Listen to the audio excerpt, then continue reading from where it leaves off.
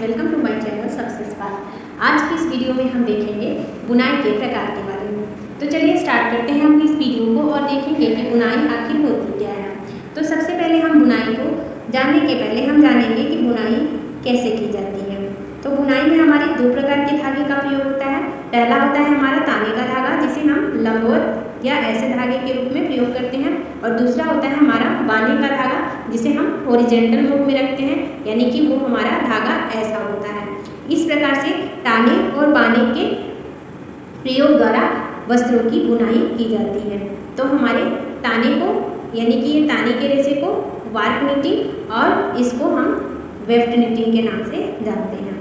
पूछा जाता है कि ताने के धागे का क्या नाम है, तो ताने के धागे को वार्प निटिंग और बाने के धागे को वेफ्ट निटिंग के नाम से जानते हैं। फिर आता है हमारा पहला प्लेन बुनाई, यानी कि सादी बुनाई। तो सादी बुनाई में हमारा क्या होता है, एक प्रकार के ताने और एक प्रकार के बाने के धागे का प्रयोग किया जाता है। जैसे कि जब इसकी संरचना है, इसकी बुनाई की जाती है, तो एक प्रकार के ताने और एक प्रकार के बाने के धागे का प्रयोग किया जाता है। यानी कि सादी बुनाई जब होती है तब उसका आकार कुछ इस तरह से दिखता है, जैसा कि हमने चित्र के माध्यम से बताया। इस बुनाई में दो हार्नेस की आवश्यकता होती है और वस्त्र निर्माण की यह सबसे प्राचीनतम कला है। इस बुनाई को हम चौकोर नमूने की बुनाई के नाम से भी जानते हैं। इसका एग्जाम्पल है टफेटा, टेडी, कॉलिको, मलमल, वायल, ये सारे इसके एग्जाम्पल हैं साधारण बुनाई के। दूसरी बुनाई हमारी आती है, साधारण बुनाई को हम टेबी बुनावट के नाम से भी जानते हैं। इधर हम देखेंगे साधारण बुनावट को हम टेबी बुनावट के नाम से भी जानते हैं।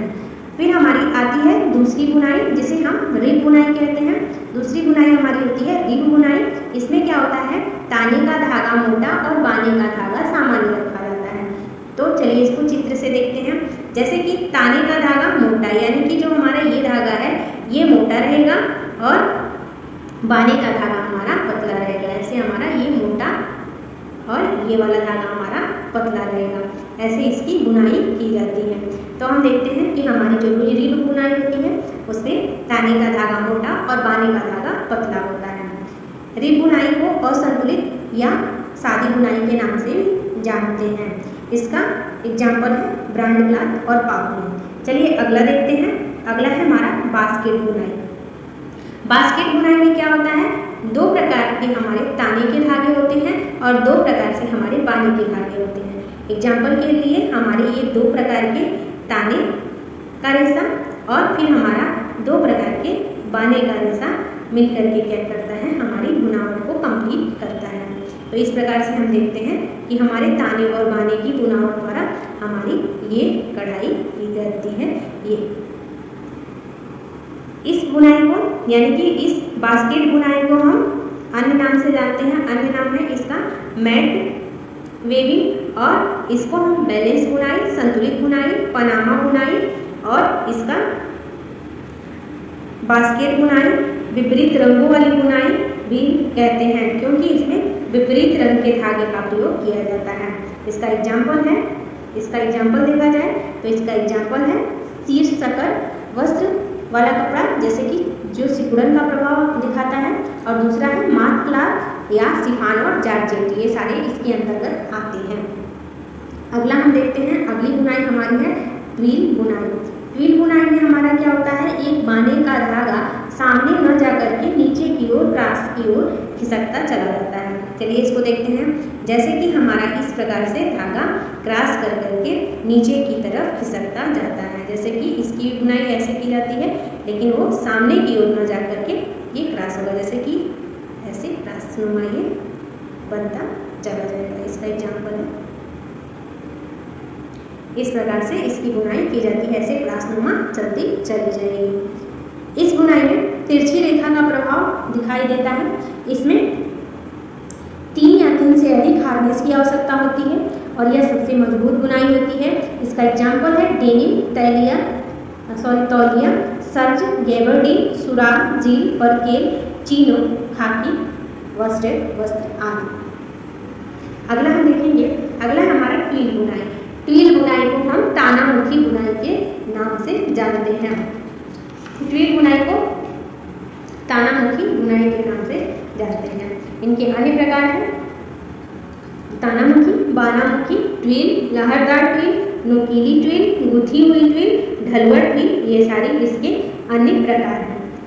इसका प्रकार है सैटिन बुनाई। सैटिन बुनाई क्या होती है? यह बुनाई ताना प्रधान होती है। जैसे कि इसकी बुनाई की संरचना ऐसी होती है।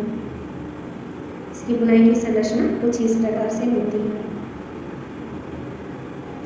फिर हमारा आता है साटिन बुनाई। साटिन बुनाई में क्या होता है? इसमें बाना की प्रधानता होती है। जैसे कि ये बाने के धागे हैं, बाने के धागे की प्रधानता होती है। बाने के धागे की इसमें प्रधानता होती है। ऐसे ऐसे इसके बाने के डिजाइन बने होते हैं। ठीक, इसके बाद हमारा आता है यह साटिन बुनाई हो गया और हमारा सैटिन बुनाई हो गया। अब हमारा आता है हक्का बैग बुनाई। यह बुनाई साधारण व रिब बुनाई का रूपांतरित रूप है। इसे हम बना सकते हैं। चलिए एग्जाम्पल के लिए इसको हम बनाते हैं। इसमें कुछ धागे इस प्रकार से रहते हैं और इसमें ये जो होता है इसमें ये रेसे अपना प्रभाव उत्पन्न करते हुए चले जाते हैं। ये इसका एग्जाम्पल है। ठीक है, इसमें प्रथम पंक्ति में बाने का धागा 2 ताने के ऊपर तथा 2 ताने के नीचे के क्रम से गुजरता चला जाता है। इससे निर्मित जो वस्त्र होते हैं उनमें पानी सोखने की क्षमता क्या होती है? अधिक होती है। पानी सोखने की क्षमता कैसी होती है? इसमें अधिक होती है। अगला है हमारा, अगला हम देखेंगे फैंसी बुनाई के बारे में। फैंसी बुनाई में हमारा पहला आता है पाई बुनाई। पाई बुनाई में क्या होता है? रोएदार सतह उत्पन्न किया जाता है। इसमें रोएदार सतह उत्पन्न किया जाता है।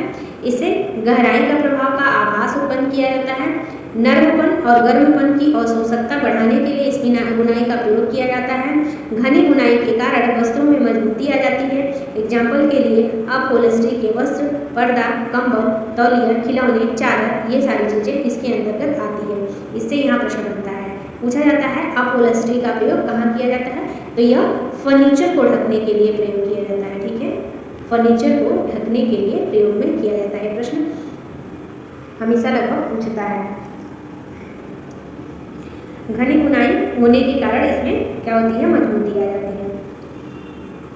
फैंसी बुनाई के जो प्रकार हैं उसमें है कट पाई। पहला क्या है? कट पाई। पहला है कट पाई, इसका एग्जाम्पल है कार्डराय, वेलवेट। दूसरा है अनकट पाई, जिसका एग्जाम्पल है तौलिया, फ्रीज। और अगला है बोथ साइड बाई, यानी कि दोनों तरफ की पाई। इसका एग्जाम्पल है कंबल। इसका एग्जाम्पल है कंबल। आगे देखते हैं डबल क्लॉथ बुनाई। डबल क्लॉथ बुनाई में एक साथ 2 वस्त्र बुने जाते हैं। एक वस्त्र साधारण बुनाई से तथा दूसरा वस्त्र जो होगा ट्विल बुनाई से बुना जाएगा और फिर दोनों को क्या किया जाएगा? जोड़ दिया जाएगा। यही हमारा क्या कहलाता है? डबल क्लॉथ बुनाई कहलाता है। अगला है डाबी बुनाई, जिसे हम चिड़िया की आंख वाली बुनाई के नाम से जानते हैं। प्रश्न बनता है कि चिड़िया के आंख वाली बुनाई का अन्य नाम क्या है? तो उसका अन्य नाम है डाबी बुनाई। डाबी बुनाई, इसमें डाबी अटैचमेंट रहती है। इसमें ज्यामितीय डिजाइन होता है।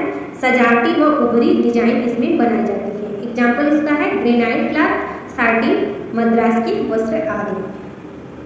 अगला है हमारा वस्त्रों पर इसमें चित्र बनाए जाते हैं। अगला है लीनो, जिसे हम गाज बुनाई के नाम से जानते हैं।